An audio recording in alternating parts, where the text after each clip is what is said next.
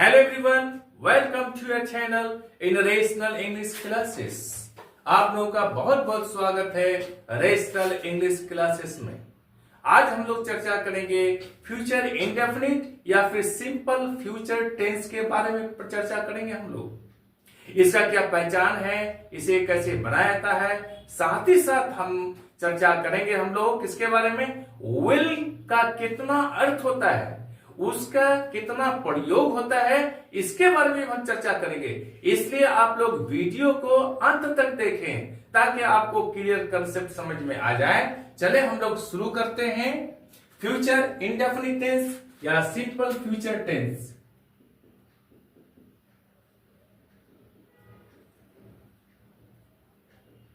Simple future tense या फिर हम लोग क्या कर सकते हैं, फ्यूचर इंडेफिनिट टेंस।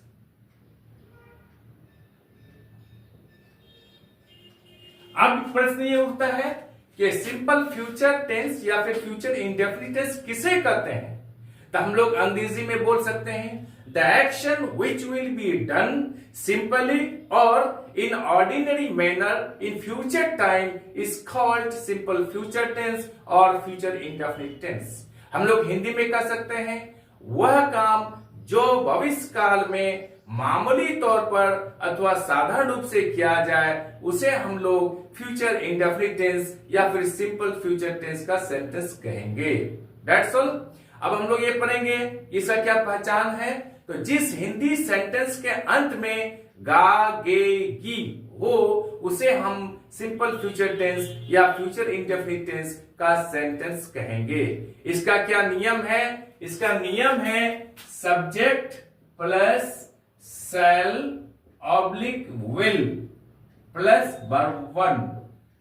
एग्जाम्पल में हम लोग लेंगे, क्या लेंगे हम लोग, जैसे सब्जेक्ट में आई शैल प्ले, मैं खेलूंगा। अब ये प्रश्न उठता है कहां शैल का प्रयोग होता है, कहां विल का प्रयोग होता है। याद रहे आई और वी के साथ शैल का प्रयोग होता है, बाकी सब के साथ विल का प्रयोग किया जाता है। लेकिन हम लोग जब स्पोकन इंग्लिश बोलेंगे तो शॉर्ट एंड वर्ड का इस्तेमाल करेंगे, शॉर्ट एंड वर्ड का प्रयोग करेंगे। जैसा कि हम लोग बोलते हैं आई शैल और आई विल, तो इसका शॉर्ट एंड क्या होगा, आई शैल का होगा आयल और आई विल का भी होगा आयल। तो हम यहां कैसे पता चलेगा, हम पता लगाएंगे कि यहां आई शैल बोला गया है या आई विल बोला गया है। हम लोग यहां क्या पढ़ते हैं कि आई और वी के साथ जनरली शैल का प्रयोग किया जाता है, किंतु यदि बहुत आवश्यक हो तो वहां पर आई और वी के साथ हम लोग विल का भी प्रयोग करेंगे। अमेरिका में शैल का प्रयोग हटा दिया गया है और यहां भी जब हम लोग स्पोकन इंग्लिश बोलेंगे, हम लोग बोलेंगे अगर आई शैल गो तो स्पोकन में शॉर्ट एंड वर्ड का प्रयोग करेंगे, तो हम बोलेंगे I will go, I will go, मैं जाऊंगा। आई विल गो में ये पता नहीं चलता है कि आई शैल गो बोले हैं या आई विल गो बोले हैं। इसलिए हम लोग भी अगर आई विल गो बोलते हैं या आई विल गो बोलते हैं तो नॉर्मली ये चल सकता है, लेकिन शैल का भी प्रयोग कर सकते हैं। That's all. अब हम लोग ये भी चर्चा करेंगे, ध्यान से वीडियो को देखिएगा, विल का कितना अर्थ होता है। विल का प्रयोग केवल गागे की अर्थ में नहीं होता फ्यूचर इंडेफिनिट टेंस में, बल्कि इसके अतिरिक्त भी बहुत उसका प्रयोग होता है। इसलिए वीडियो को अंत तक देखिएगा और चैनल को लाइक और सब्सक्राइब कर दीजिएगा। अब हम लोग आगे बढ़ते हैं, इसका क्या क्या अर्थ होता है विल का। नंबर 1 में हम लोग पढ़ेंगे विल का प्रयोग मॉडल वर्ब के रूप में होता है। इसका पास्ट टेंस वुड होता है और इसका अर्थ गा गे गी होता है। That's all. नंबर 2 में हम लोग पढ़ेंगे विल का प्रयोग हम लोग पढ़ेंगे कि नाउन के रूप में इच्छा का अर्थ हो, इसका अर्थ होता है इच्छा। नाउन जब होता है विल तो इसका अर्थ होता है इच्छा।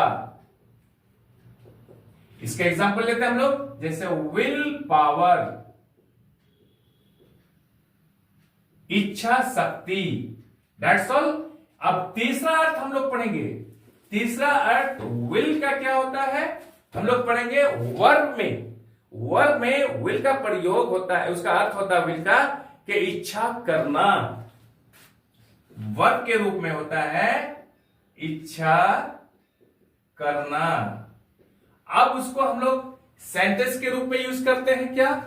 Call it, call it what you will, what, call it what you will. इसका अर्थ क्या होता है? कॉल इट, पुकारिए, बोलिए, व्हाट यू विल, जो आपकी इच्छा है। तो व्हाट यू विल, विल यहां वर्ब के रूप में प्रयोग किया गया है। इसका अर्थ होता है इच्छा करना, यानी जो आपकी इच्छा है आप बोलिए, कॉल कीजिए, पुकारिए, दैट्स ऑल। अब चौथा अर्थ विल का क्या होता है? विल का अर्थ होता है वसीयतनामा। ये विल का ही अर्थ होता है वसीयतनामा। जैसे जवाहरलाल नेहरू जी एक किताब लिखे हैं, उस किताब का नाम है विल एंड टेस्टामेंट। यदि कोई व्यक्ति किसी को कोई चीज देने की वसीयत करके चले जाता है दुनिया से, तो उसको बोलते हैं विल।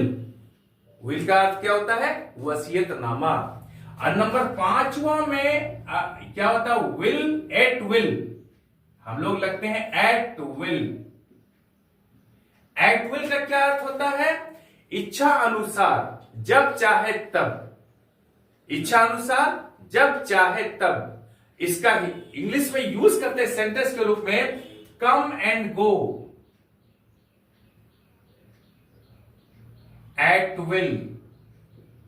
इसका अर्थ क्या? Come and go, at will. इसका अर्थ होता है कि आप आइए और जाइए अपनी इच्छा अनुसार। यानी जब आपकी इच्छा है आप जाइए, और जब आपकी इच्छा हो आप आइए, दैट्स ऑल। तो आज हम लोग समझ गए कि विल का कितना अर्थ होता है। पहले हम लोग जान रहे थे विल का प्रयोग केवल गा, गे, गी के अर्थ में होता है और फ्यूचर इंडेफिनिट में होता है, लेकिन आज हमको पता चला कि विल का प्रयोग यहां पर 5 तरह से होता है, दैट्स ऑल। अब हम लोग आगे बढ़ते हैं कि फ्यूचर इंडेफिनिट का नेगेटिव कैसे बनता है। तो नेगेटिव का नियम क्या है? Subject plus shall oblique will plus not plus verb 1। Example लेते हैं हम लोग, आई शैल नॉट प्ले। इसका अर्थ होता है आई शैल नॉट प्ले, मैं नहीं खेलूंगा। नंबर 3 में हम लोग पढ़ेंगे इंटेरोगेटिव, INTERROGATIVE। इंट्रोगेटिव किसे कहते हैं? जिसे प्रश्न पूछा जाए उसे हम इंट्रोगेटिव सेंटेंस कहते हैं। इसका रूल है, पैटर्न है कि शैल विल को पहले करेंगे, shall oblique will plus subject plus verb 1 और अंत में प्रश्नवाचक चिन्ह रखेंगे। इसका एग्जांपल हम लोग लेंगे, शैल आई प्ले, क्या मैं खेलूंगा। नंबर 4 में हम लोग लिखेंगे इंट्रोगेटिव का नेगेटिव, इंट्रोगेटिव नेगेटिव।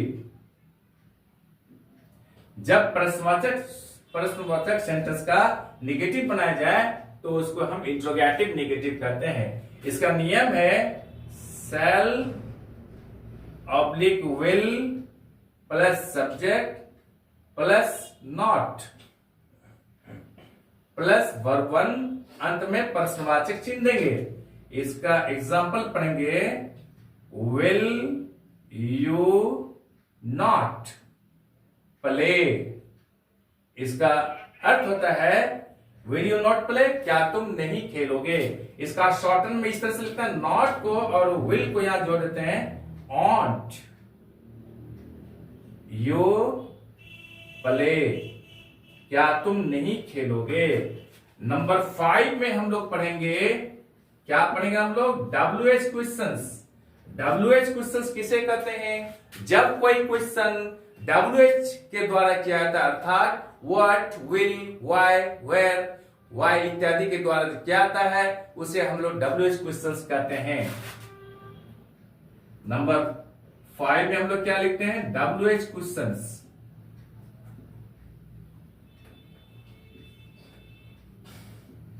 इसका नियम है WH plus shall oblique will plus subject plus verb 1 और अंत में प्रश्नवाचक चिन्ह देंगे। इसका एग्जांपल लिखेंगे हम लोग, वेयर विल यू गो, तुम कहां जाओगे। वेयर विल यू गो, तुम कहां जाओगे। ये सारा मैंने आपको क्लियर कर दिया कैसे इसका रूल होता है अफर्मेटिव में, नेगेटिव में, इंटरोगेटिव में, इंटरोगेटिव नेगेटिव में, और WH क्वेश्चंस में कैसे उसका क्या नियम है वो बता दिया। विल का कितना अर्थ होता है उसको मैंने बता दिया। आज फ्यूचर इंडेफिनिट समाप्त हो गया। I hope, I am sure कि ये वीडियो आपको अच्छी लगी होगी।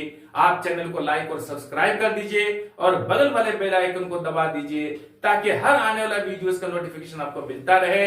आप लोग स्वस्थ रहें, मुस्कुराते रहें, पढ़ते रहें, आगे बढ़ते रहें।